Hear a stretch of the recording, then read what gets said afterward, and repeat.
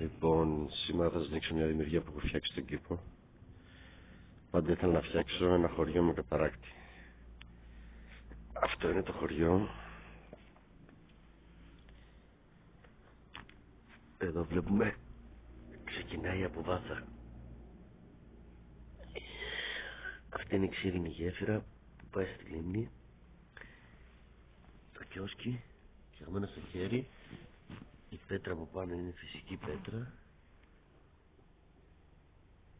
Παγκάκι, η κολόνα έχει σπάσει. Και άλλο παγκάκι. Τα παγκάκια είναι από πλαστικό, τα οποία τα έχω βάψει. Η κολόνα είναι μύδι. Το πάνω είναι μύδι, κομμάτι από μύδι. Και το άλλο είναι οδογλυφίδα. Βλέπετε και το φράχτη. Είναι από ξύλο. Αυτός είναι ο νερόμυλος. Είναι μακέτα, την οποία την έχω επενδύσει με ξύλο, πέτρα. Πίσω αυτό είναι... έχω βάλει κόλλα και πασπαλισμένο με καφέ. Καφέ, ελληνικό καφέ. Μέσα εδώ βλέπετε είναι η σπηλιά. Θα πέφτει το νερό του καταράκτη. Μέσα βλέπουμε μαμούθ. Μαμούθ και νεάντερνταλ να κυνηγάνε, κυνήγει μαμούθ. Από εδώ το νερό θα περνάει, θα πηγαίνει πίσω και θα πέφτει από τον καταράκτη πάνω, σαν αμέσα και ανακύκλωση. Και μετά θα έρχεται, θα πηγαίνει στο νερόμυλο και στα αυλάκια του χωριού. Βλέπετε πάνω πως είναι τα βουνά.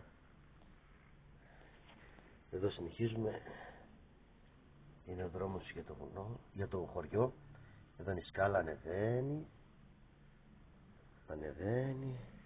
Τα πρώτα σουκάκια. Η κανονική ίσως είναι αυτή. Πέτρινο.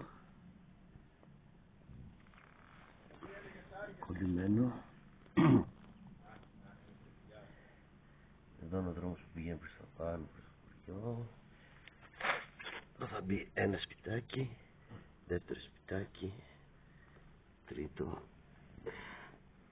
Εδώ είναι η γεφυρούλα. Τέταρτο σπιτάκι με τον κήπο του. Ένα έτοιμο σπιτάκι, το οποίο ανοίγω, κλείνουν και οι πόρτες, άμα δείτε. Αχυρώνας βασικά, έξω βλέπουμε το άχυρο. Τα δέντρα, εδώ θα μπει ένα καταφύγιο.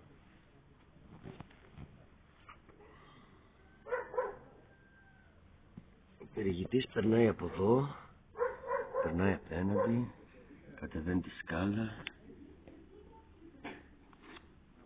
Μετά έρχεται εδώ στην άλλη σκάλα, ανεβαίνει πάνω, εδώ είναι μια άλλη σκάλα. Πάει από πίσω, ανεβαίνει το μονοπάτι, βγαίνει εδώ στα δέντρα. Μετά από πίσω θα περνάει εδώ μια κρεμαστή γέφυρα, θα συνεχίζει εδώ και θα βγαίνει στο καταφύγιο. Ένα παγκάκι για να ράξει. Βλέπετε τι ωραία που είναι η πέτρα, φυσική πέτρα. Εδώ είναι πάλι το βουνό πάνω, το δεντράκι κρεμασμένο στην άκρη του προηγούμενου.